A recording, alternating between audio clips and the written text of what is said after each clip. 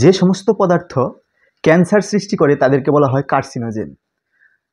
এই ক্যান্সার যে কোনোভাবে যে কোনো কিছু থেকে হতে পারে, অর্থাৎ সেই সমস্ত পদার্থ যারা ক্যান্সার সৃষ্টি করে তাদেরকে কার্সিনোজেন বলে। আমাদের দেহে বা শরীরে যখন কোনো একটা জায়গা ফুলে যায় বা স্ফীত হয় তখন আমরা তাকে টিউমার হিসেবে গণ্য করি। আমাদের শরীরে বিভিন্নভাবে স্ফীত তৈরি হতে পারে। অ্যালার্জি হলেও শরীর ফুলে যায় কোনো একটা জায়গা, শরীরের বিভিন্ন জায়গায় ছোটো ছোটো ছোপ। পক্সের ক্ষেত্রেও শরীর ফুলে যেতে পারে। এছাড়া টিউমারের ক্ষেত্রে শরীর ফুলে যেতে পারে, কোথাও আঘাত পেলে শরীর ফুলে যেতে পারে, অতিরিক্ত পরিমাণে ড্রিঙ্ক করলে শরীরের বিভিন্ন জায়গায় ফুলে যেতে পারে। আর্থারাইটিস, স্পন্ডিলাইটিস সেই সমস্ত রোগের ক্ষেত্রেও আমাদের শরীরের বিভিন্ন অংশ, বিশেষ করে আঙ্গুল, পায়ের আঙ্গুল, এগুলো ফুলে যায়।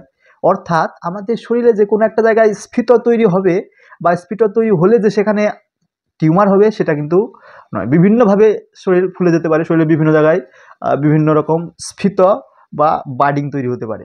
এইবার প্রশ্ন হচ্ছে, আমরা যেহেতু এখানে ক্যান্সার নিয়ে একটু আলোচনা করব, তো টিউমার থেকে কিভাবে ক্যান্সার হয় সেটা বোঝার চেষ্টা করব।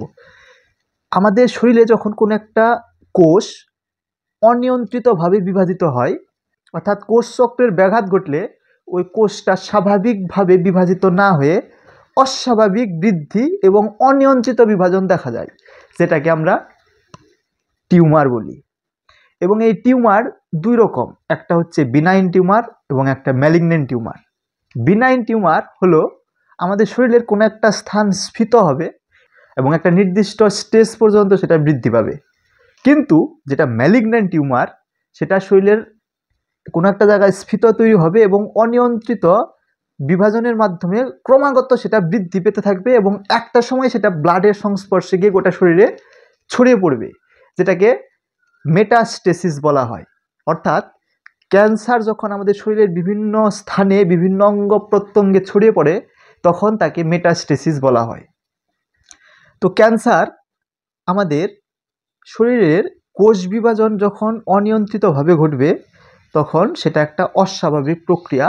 অর্থাৎ এটাকে আমরা বলতে পারি যে অস্বাভাবিক কোষের দাপটে দেহের স্বাভাবিক কার্যকারিতা নষ্ট হওয়া বা ব্যাঘাত ঘটানো।